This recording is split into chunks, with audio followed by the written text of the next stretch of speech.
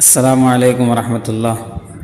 سامعین سے گزارش کی جاتی ہے کہ ہمارے چینل اتحاد الانصار میں جن کتابوں کی آڈیو ریکارڈنگ ہوئی ہے انہیں بھی سنیں اور اپنے دوست و احباب میں اسے شیئر کریں۔ آپ کی آسانی کے لیے ان کے لنکس ڈسکرپشن میں دے دیے گئے ہیں، اور ہمارے چینل کو سبسکرائب کرنا نہ بھولیں۔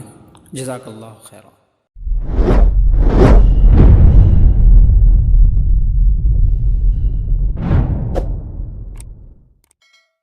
بسم اللہ الرحمن الرحیم۔ دجال جلد سوم، دبئی کی آبادی کا تناسب۔ آئیے اب دبئی کی آبادی کا تناسب دیکھتے ہیں۔ دبئی میں نسلی اعتبار سے درجہ ذیل لوگ آباد ہیں۔ مقامی یعنی اصل عرب 17%، ہندوستانی 51%، پاکستانی 16%، بنگالی 9% اور فلپینز 3%۔ دبئی کی کل آبادی 1,04,22,000 کے لگ بھگ ہے، جس میں سے مرد تقریباً 1,73,000 اور 3,49,000 عورتیں ہیں۔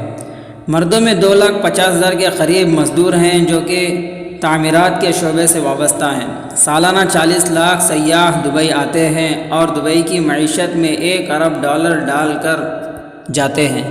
ایک اور حیرت انگیز بات یہ ہے کہ دبئی کی معیشت دنیا میں سب سے زیادہ تیزی سے ترقی کرتی ہوئی معیشت تھی، جس کی شرح 15% سے بھی زیادہ تھی، لیکن گرانی کی شرح بھی 12 سے 5% کے درمیان تھی۔ حکومت اسے 5% تک محدود رکھنا چاہتی تھی۔ اگر ایمان و آخرت کے زاویہ نظر سے دیکھا جائے تو دبئی ایک عبرت کدہ ہے، جس میں ہمارے عرب بھائی مادیت پرستی کا انجام دیکھ سکتے ہیں۔ اگر وہ اسی طرح کی ترقی کرنا چاہتے ہیں تو دیکھ لیں کہ ان کے اپنے مقامی افراد اقلیت بن کر رہ گئے ہیں اور ان کا اپنا خون کس حد تک صاف رہ گیا ہے۔ پلاسٹک سرجری اور کاسمیٹکس۔ دبئی میں پلاسٹک سرجری اور آپریشن کی قیمت میں بہت زیادہ اضافہ دیکھنے میں آیا ہے، جس کی اصل وجہ اس کی بے تحاشا مانگ ہے۔ اگرچہ پلاسٹک سرجری سے بعض معقول کام بھی لیے جا سکتے ہیں، جیسے بڑھاپے کی وجہ سے لٹک جانے والی کھال کمی کرنا، جلی ہوئی کھال کو تبدیل کرنا اور زخم کے نشانوں کو مٹانا شامل ہیں۔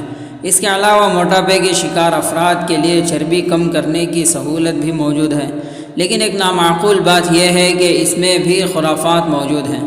سب سے اہم خرافات درج ذیل ہیں: پشت کی بناوٹ تبدیل کرنا، عورتوں میں سینے کے اعضاء کی بناوٹ میں تبدیلی، اور دیگر خرافات میں بھی کمی نہیں جو کہ دبئی میں عام ہے اور دوسرے عرب ممالک میں بھی عام ہو رہی ہیں۔ موجودہ سال میں ان خرافات میں دبئی میں تیزی سے اضافہ ہوا ہے اور اس کی قیمتیں بھی 15 سے 20% تک بڑھی ہیں۔ ترقی لیکن اخلاق اقتدار کی قیمت پر۔ اگرچہ کچھ لوگوں کے نزدیک یہ بات قابل رشک ہے کہ دبئی کی ترقی ایک مثال ہے، اس کی ظاہری رونقیں ہر وقت جگمگاتی رہتی ہیں، لیکن تصویر کا دوسرا رخ انتہائی بھیانک ہے، جسے ہمارے عرب بھائیوں کو سبق سیکھنا چاہیے۔ دبئی اگرچہ کہ سیاحوں کا ایک عالمی مرکز ہے، لیکن یہ بات بھی قابل ذکر ہے کہ انسانی حقوق کی تنظیموں نے یہاں کی عورتوں کے بارے میں ایک خوفناک نقشہ کھینچا ہے۔ تنظیم کے مطابق دبئی جنسی تجارت کا بڑا مرکز بن چکا ہے۔ یہاں قحبہ خانوں کی بہتات ہے۔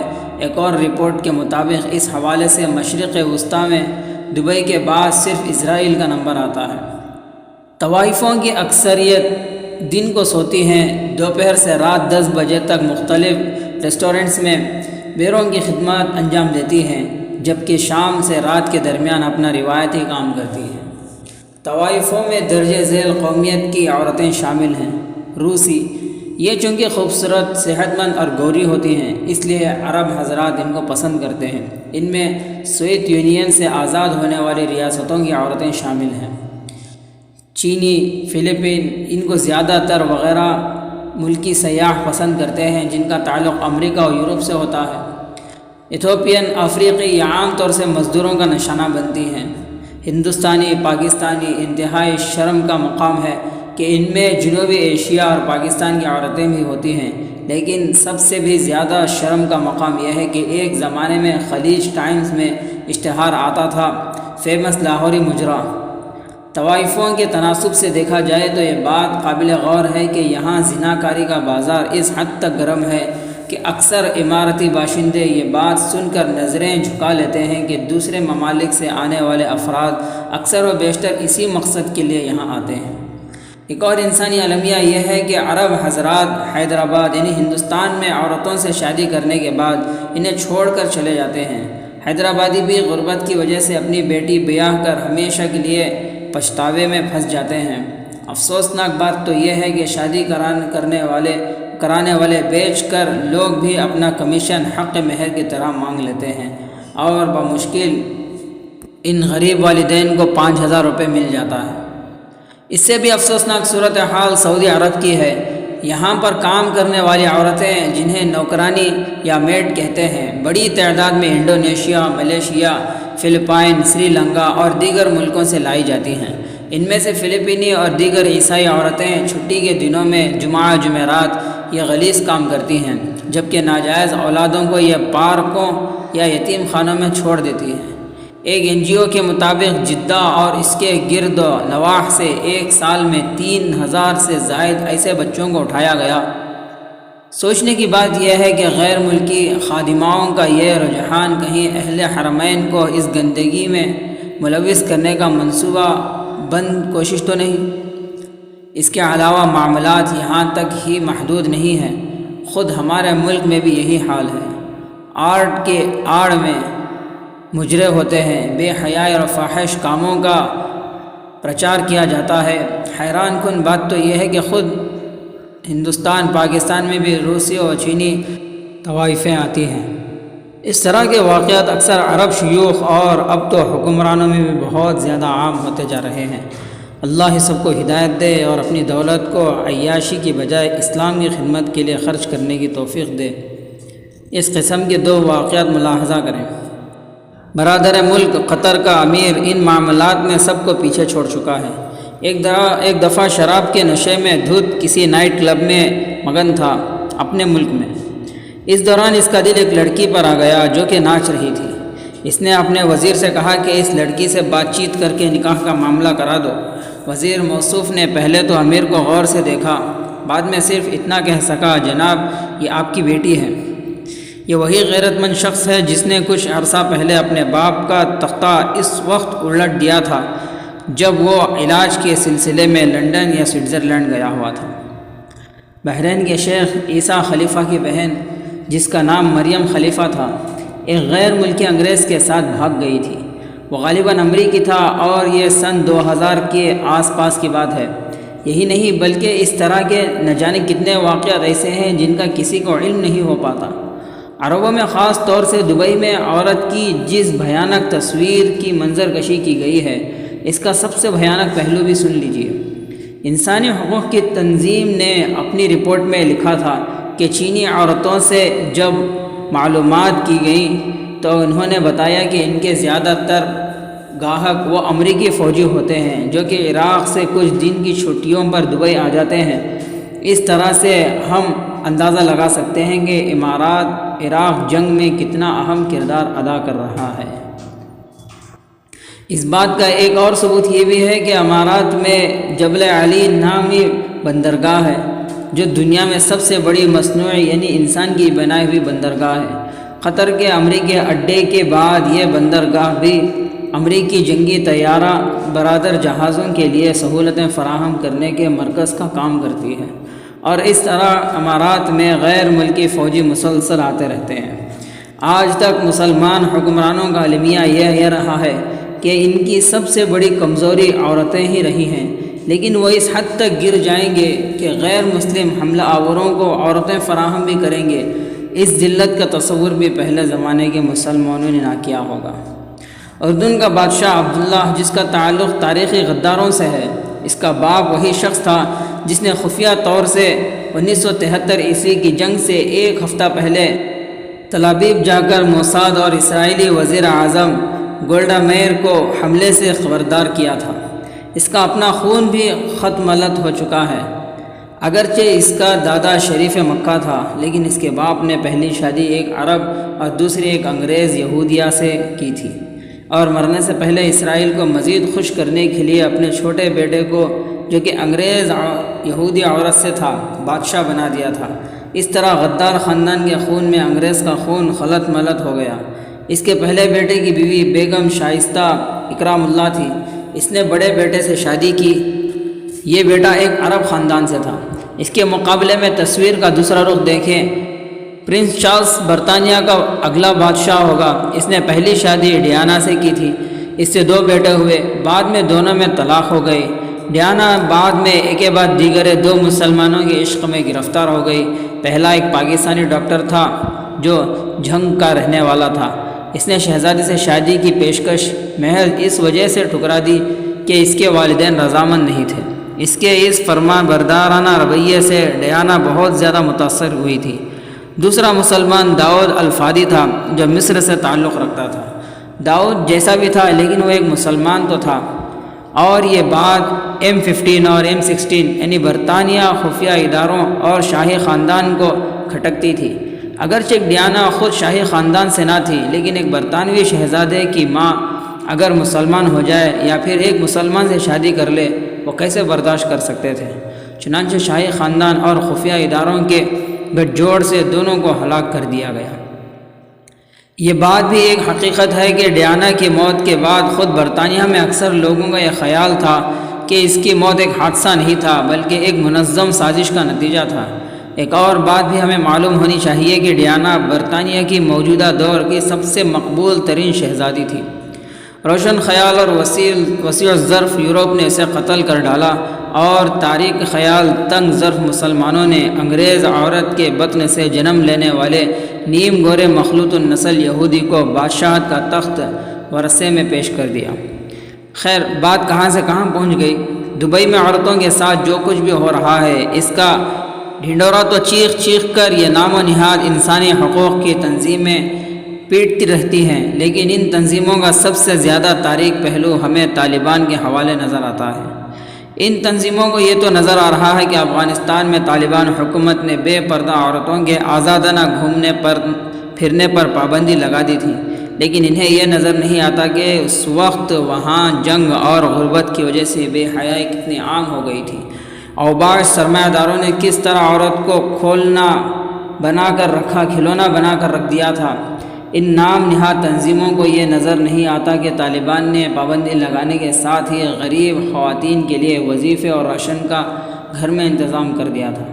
ان کو یہ نظر آتا تھا کہ فحاشی کے اڈوں کو نیست و نابود کر کے رکھ دیا گیا تھا، لیکن یہ نظر نہیں آتا کہ عورتوں کو تحفظ فراہم کرنے اور گھر بیٹھے کفالت کرنے کے لیے ان لوگوں نے قسم مشکلات کے باوجود کیا کچھ نہیں کیا۔ عرب مسلمانوں کے لیے باعث عبرت۔ دبئی کی ترقی میں عرب بھائیوں کے لیے عبرت کا سامان ہے۔ ہم یہ دیکھ سکتے ہیں کہ کس طرح معاشی استحکام اور ترقی کے نام پر دبئی نے اپنا اسلامی تشخص کھو دیا۔ آج کا دبئی اور قطر اس حد تک آگے ہیں کہ ان کا کہنا ہے اگر اسرائیلی سرمایہ کار یہاں آنا چاہیں تو ہمیں اس پر کوئی اعتراض نہیں۔ ملاحظہ فرمائیے، ترقی اور سرمایہ کاری کے نام پر کس طرح عرب بھائیوں کو ان کی دین اور نظریہ حیات جو ایمان و جہاد کا دوسرا نام ہے اس سے دور کیا جا رہا ہے، اور کس طرح سے وہ ایسی قوم بنتے جا رہے ہیں جس کو اسلام اور ملت اسلامیہ کی فکر ہی نہیں رہی۔ ہمارے عرب بھائی ان خرافات میں الجھے جا رہے ہیں، جبکہ مغربی ممالک خصوصاً امریکہ کے سابق صدر بش یہ فرما رہا ہے کہ ہم نئے عالمی نظام کے لیے کام کر رہے ہیں۔ دبئی کی ترقی عرب مسلمانوں کے لیے اس لحاظ سے کھلی عبرت ہے کہ اگر عرب اپنے مذہبی شعار اور مثالی ثقافت کی قربانی کی قیمت پر ترقی کرنا چاہتے ہیں تو پھر اس کی قیمت کیا ہوگی؟ اس بات کا ایک نمونہ دبئی میں دیکھا جا سکتا ہے۔ یہودی بینکروں نے اسرائیل کی جو مدد کی اور عربوں کو شکست دینے کے لیے جس طرح بے دریغ سرمایہ لٹایا وہ سب کے سامنے ہے، لیکن عرب حضرات اسلام اور مسلمانوں کی فکر سے محروم ہو جانے کے سبب اپنی دولت انہی دشمنان دین و ملت کے پاس رکھواتے ہیں۔ اس کا طریقہ یہ ہے کہ عرب ممالک جو تیل بیچ رہے ہیں، اس سے جو آمدنی ان کو ملتی ہے اس سے وہ کچھ تو اپنے پاس رکھ لیتے ہیں، لیکن باقی امریکی اور یورپی بینکوں کے پاس چلی جاتی ہے۔ جبکہ ایک بات قابل غور ہے کہ جن یہودی بینکوں میں یہ قرض رکھواتے ہیں ان سے یہ واپس نکال بھی نہیں سکتے۔ ہاں اگر کسی اور یہودی ادارے میں سرمایہ لگانا ہو تو پھر کوئی حرج نہیں، ایسا آسانی سے ممکن ہوتا ہے۔ اس طرح کے اکاؤنٹس میں کتنا پیسہ ہے، اس کا اندازہ ان 3 ممالک کے اعداد و شمار سے لگایا جا سکتا ہے۔ عرب امارات 300 ارب ڈالر، قطر 120 ارب ڈالر، کویت 40 سے 60 ارب ڈالر۔ بجائے اس کے کہ ہمارے عرب بھائی یہ پیسہ تعلیم و تحقیق، غریب مسلمانوں کی مدد، دینی اداروں کی خدمت اور جہاد فی سبیل اللہ میں خرچ کریں، وہ اس پیسے کو عیاشیوں اور فضول خرچیوں پر خرچ کرتے یا پھر انہیں یہود و نصارہ کے ہاں رکھوا دیتے ہیں، جو خود ان کے بھی دشمن ہیں۔ لندن اور کئی دوسرے یورپی شہروں میں عرب مسلمانوں نے پوری گلیاں کی گلیاں خرید لی ہیں۔ لندن میں پیکارڈلی اور ایڈجوار آکسفورڈ اسٹریٹ تقریباً تمام کے تمام عربوں نے خرید لی ہیں، تاکہ جب تیل ختم ہو تو پھر ان کی آمدنی کا سلسلہ جاری رہے۔ اسکاٹ لینڈ کی سٹی کونسل نے اس بات کی توثیق کر دی ہے کہ پرنسس اسٹریٹ، جس میں مالدار عرب مسلمان دلچسپی رکھتے ہیں، کو بیچ کر اسے ایک فرد کے زیر انتظام یعنی سنگل اونرشپ کر دیا جائے، تاکہ اس کمرشل علاقے کی سڑک کے اطراف میں موجود عمارتوں کی بین الاقوامی سطح کی تعمیر نہ ہو سکے۔ ایڈنبرگ کے سٹی کونسل کے ترقیاتی کاموں کے لیڈر ٹام بچنن کا کہنا ہے، ہم سے بعض لوگوں نے رجوع کیا ہے جن کے پاس بیرونی فنڈز تک رسائی ہے، جو کہ پرنس اسٹریٹ کو خریدنا چاہتے ہیں۔ وہ ان کے پاس بے تحاشا پیسہ ہے، اگرچہ منصوبہ طویل ہے اور مختلف مالکوں کو تلاش کرنے اور مذاکرات کرنے میں 10 سال کا عرصہ بھی لگ سکتا ہے۔ اس سڑک کی مالیت تقریباً 1.35 ارب پاؤنڈ ہے، جو تقریباً 2.66 بلین۔ اس کے علاوہ RBS یعنی royal bank of Scotland Qatar میں بڑے پیمانے پر سرمایہ کاری کرنے کی کوشش میں لگا ہوا ہے، جبکہ کویت بھی اس سلسلے میں اپنا پیسہ یورپ اور امریکہ میں لگانے کے انتظار میں بیٹھا ہے۔ یہ اس سب جان بدارانہ رویے کے باوجود ہے جو امریکہ نے عربوں کے ساتھ اختیار کیا۔ مثلا 2005 میں امریکہ میں جب طوفان کترینا آیا تو اس کے بعد بندرگاہوں کا نظم و نسق امریکہ نے چیریٹی فنڈ کے لیے ٹھیکہ دینے کا فیصلہ کیا۔ اس ٹھیکے کی سب سے بڑی بولی عرب کمپنی دبئی پورٹ ورلڈ نے دی، لیکن بعد میں اس کمپنی پر اتنا دباؤ ڈالا گیا کہ آخرکار یہ دستبردار ہو گئی۔ وجہ صرف اتنی سی تھی کہ بندرگاہ جیسی حساس تنصیبات پر عرب کمپنی کو کیسے برداشت کیا جا سکتا ہے۔ اسی طرح امریکہ میں ایک ہوائی جہاز بنانے والی کمپنی کے حصص دبئی ایئر سروس یعنی DAE نے خریدے تو اس پر بھی بہت شور اٹھا۔ بعد میں جب تک DAE نے یہ اعلان نہیں کر دیا کہ اسے فی الحال حصص بیچنے کی کوئی ضرورت نہیں اور وہ ایک مناسب وقت میں اسے اچھے داموں فروخت کر دے گی، تبھی جا کر شور و غل ٹھنڈا پڑا۔ اس سب کچھ کے باوجود عرب حضرات امریکہ اور یورپی ممالک میں سرمایہ کاری کرنے سے باز نہیں آ رہے ہیں۔ اسلامی بینکوں اور مسلم ممالک میں سرمایہ کاری کے بجائے مغربی ممالک میں عرب بھائیوں کی سرمایہ کاری درجہ ذیل ہے۔ UBS اسکاٹ لینڈ کا بینک 5% حصص کی خریداری زیر غور ہے امارات۔ بارکلیز بینک 3% حصص کی خریداری امارات کے زیر غور ہے۔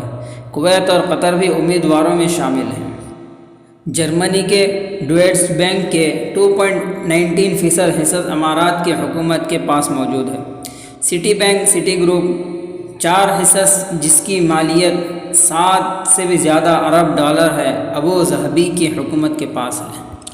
RBS یعنی royal bank of Scotland Qatar کی حکومت اس کے پاس حصص کی خریداری میں دلچسپی لے رہی ہے۔ یہ بات بھی قابل غور ہے کہ عرب مسلمان ان بینکوں کو اس وقت پیسہ فراہم کر رہے ہیں جب یہ سارے بینک خسارے میں جا رہے ہیں اور انہیں پیسے کی شدید ضرورت ہے۔ اس وقت اسلامی ممالک اور اسلامی اداروں میں سرمایہ کاری کرنے کے بجائے اور یہ بات ثابت کرنے کی بجائے کہ اسلامی معاشی نظام ہی وہ واحد دوا ہے جس سے موجودہ مہنگائی بے روزگاری کا علاج کیا جا سکتا ہے، ہمارے عرب بھائی ان سسکتے ہوئے یہودی سودی بینکوں کو سہارا دے رہے ہیں اور انہیں نزاع کی حالت میں آکسیجن مہیا کر رہے ہیں۔ اس کی سب سے بڑی مثال سٹی گروپ کی ہے جس کا خسارہ 6 سے بھی زیادہ ارب ڈالر تک پہنچ گیا ہے۔ اس کو عرب سرمایہ دار حضرات کی طرف سے 7.5 ارب ڈالر کی امدادی سانس دی جا رہی ہے۔ عرب اس حوالے سے کہتے ہیں برے وقتوں میں تو یہ راضی ہو جائیں گے، لیکن اچھے وقتوں میں اس طرح کے سودے نہیں ہو پائیں گے۔ اس فضول نظریے کے خلاف سب سے بڑی دلیل یہ ہے کہ اس بات کی کیا ضمانت ہے کہ وہ اچھے وقتوں میں انہیں برداشت کریں گے؟ کیا پتہ وہ ان عربوں کو اپنا بوریا بستر سمیٹنے کی اجازت بھی نہ دیں۔ اس وقت تقریباً تمام عالمی بینک خسارے میں ہیں۔ بنیادی طور پر اس کی وجہ امریکہ میں گھروں میں قرض کی سود کی شرح میں کمی ہے، جسے سب پرائم مارٹگیج کہتے ہیں۔ مغربی ممالک کو جب مالی مشکلات پیش آئیں تو عرب سرمایہ نے ان کو ہمیشہ سہارا دیا۔ ایسے کٹھن وقت میں ان بینکوں کے خسارے کو کم کرنے کے لیے ان کی مدد کرنا کتنی بڑی نادانی ہے۔ اللہ تعالیٰ مسلمانوں کو سمجھ دے۔ یہ المیہ پہلے بھی ہوتا رہا ہے، اور 9/11 کے بعد جہاز بنانے والی کمپنیاں خسارے میں جا رہی تھیں تو اس وقت امارات سعودیہ، قطر، بحرین، عمان، پاکستان اور بڑی تعداد میں مسلمان ملکوں نے 300 سے زائد بوئنگ جہاز خریدے، جس کی وجہ سے اس صنعت کو سہارا مل گیا۔ یہ کسی نے نہیں سوچا کہ اس سہارے سے تقویت پانے والی دجالی نظام کی ہمنوا طاقتیں بے سہارا مسلمانوں کے ساتھ کیا کر رہی ہیں اور مزید کیا کچھ کرنے کا ارادہ رکھتی ہیں۔ اجتماعی مفادات سے تو بے توجہی ہمیں یہ دن دکھا رہی ہے۔ فلسطینی مسلمانوں کی مظلومانہ حالت زار کے باوجود انہیں ظالم اور سنگ دل صہیونیوں کے رحم و کرم پر چھوڑنا اور اپنی بے تحاشا دولت سے صہیونیت کی مدد کرنے والے یہودی بینکروں کو سہارا پہنچانا ہمارے دور کا وہ المیہ ہے جس کی بنا پر دجال کے ہر کارے اور دجالی ریاست مضبوط ہو رہی ہے۔ ضرورت ہے کہ رجوع الی اللہ، انفاق فی سبیل اللہ اور قتال فی سبیل اللہ کی دعوت کو عام کیا جائے۔ یہ وہ واحد ذریعہ ہے جس کی بنا پر رحمان کے بندے دجال کے لشکریوں کے سامنے جم کر کھڑے ہو سکتے ہیں اور اپنے سچے معبود کی بندگی اور پیارے رسول صلی اللہ علیہ وسلم سے محبت کا حق ادا کر سکتے ہیں۔ واللہ اعلم بالصواب۔